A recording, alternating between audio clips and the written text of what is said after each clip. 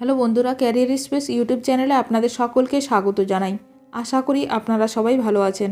আজকে এই মুহূর্তে শিক্ষক নিয়োগ সংক্রান্ত যে সবচেয়ে গুরুত্বপূর্ণ আপডেট উঠে এসেছে, বিস্তারিত সেই সম্পর্কে আলোচনা করব।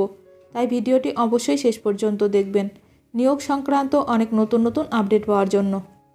যারা চ্যানেলে নতুন তারা চ্যানেলটিকে সাবস্ক্রাইব করে পাশে থাকা বেল বাটনে প্রেস করে অল নোটিফিকেশানটিকে অন করে রাখবেন, কারণ এমন ধরনের লেটেস্ট আপডেট নিয়ে এই চ্যানেলে সবসময় ভিডিও আপলোড করা হয়ে থাকে। প্রাথমিকে ডিএলএড করা এনআইওএস প্রার্থীদের জন্য বড় সুখবর। হাইকোর্টের রায়ে খুলল সকলের নিয়োগের নতুন দরজা। পশ্চিমবঙ্গের প্রাথমিক শিক্ষক নিয়োগে বড় স্বস্তি পেলেন national institute of open schooling NIOS থেকে ডিএলএড প্রশিক্ষণপ্রাপ্ত শতাধিক চাকরিপ্রার্থী। কলকাতা হাইকোর্ট জানিয়ে দিল, এদের নিয়োগ প্রক্রিয়া থেকে বাদ দেওয়া যাবে না। আদালতের এই রায়ে নতুন আশার আলো দেখছেন রাজ্যের বহু বঞ্চিত প্রশিক্ষিত প্রার্থী। গত 30শে মে প্রাথমিক শিক্ষা পর্ষদ WBBPE একটি বিজ্ঞপ্তি জারি করে জানায়, শুধুমাত্র সুপ্রিম কোর্টে যারা আবেদন করেছেন তারাই নিয়োগ প্রক্রিয়ায় অংশ নিতে পারবেন। এর ফলে এনআইওএস ডিএলএড প্রশিক্ষণপ্রাপ্ত বহু প্রার্থীর আবেদন আটকে যায়। এই সিদ্ধান্তের বিরোধিতা করে কলকাতা হাইকোর্টে মামলা করেন বঞ্চিত প্রার্থীরা। শুনানিতে বিচারপতি সৌগত ভট্টাচার্য সাফ জানিয়ে দেন, স্বীকৃত প্রতিষ্ঠান থেকে প্রশিক্ষণপ্রাপ্ত প্রত্যেক প্রার্থীর নিয়োগে অংশ নেওয়ার অধিকার রয়েছে। মামলাকারী বা অমামলাকারী এই বিভাজন করা যাবে না।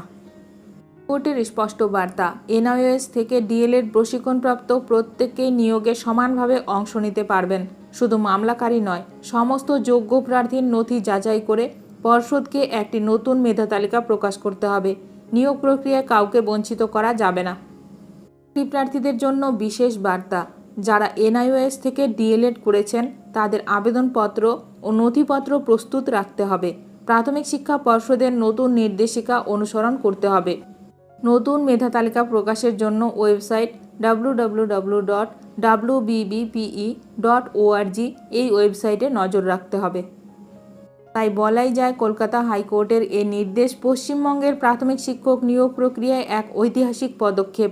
বহু প্রতীক্ষিত চাকরিপ্রার্থীরা নতুন করে স্বপ্ন দেখতে শুরু করেছেন। এখন নজর থাকবে প্রাথমিক শিক্ষা পর্ষদের পরবর্তী পদক্ষেপের দিকে। শিক্ষক নিয়োগ সংক্রান্ত সমস্ত রকমের আপডেট সবার প্রথমে পেতে এখনই আমার চ্যানেলটি সাবস্ক্রাইব করে রাখুন। ভিডিওটি ভালো লাগলে অবশ্যই লাইক করবেন। আজকের ভিডিওটি এখানেই শেষ করলাম। নতুন কোনো আপডেট নিয়ে দেখা হবে নেক্সট ভিডিওতে।